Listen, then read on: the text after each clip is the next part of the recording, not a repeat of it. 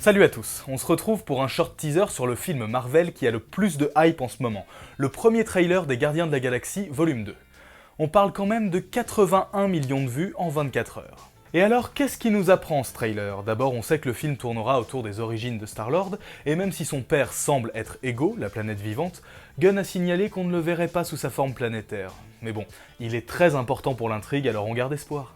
On aperçoit à plusieurs reprises une grosse bête, c'est The Abilisk. Elle est présente dans les comics, c'est une sorte d'entité multi-universelle, et apparemment ce sera leur cible au début de ce deuxième volet.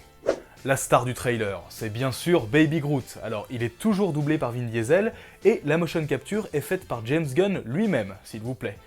Il a été confirmé qu'il se souvient de toute sa vie d'avant, même s'il est plus immature, et ça c'est à cause de sa nouvelle jeunesse. Et surtout, on voit qu'il porte un habit un peu particulier, c'est un petit blouson des Ravageurs. Justement, les Ravageurs semblent être à l'honneur dans ce deuxième film. On a déjà vu Rocket et Yondu ensemble, sous une pluie de pirates, maintenant on voit Groot en lancer un dans le vide, on aperçoit même un vaisseau qui leur appartient. Et puis, Yondu a toujours une dette envers Star-Lord. Alors est-ce qu'ils vont se séparer ou pas?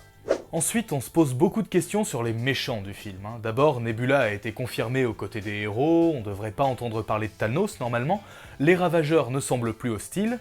Ce qui intrigue, c'est le cocon qu'on avait aperçu dans le premier film, chez le collectionneur. C'est celui d'Adam Warlock, et dans les comics, il a un lien avec un peuple nommé les Souveraines. On en parle comme un peuple puissant, qu'il ne faut pas provoquer.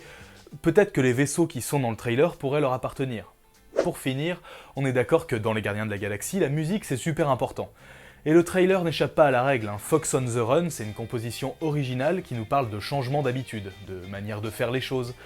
Et elle passe notamment au moment de la présentation de Star-Lord et de Gamora. Alors est-ce qu'il y a du changement à prévoir? Est-ce que l'intrigue entre les deux prendra beaucoup de place dans le film?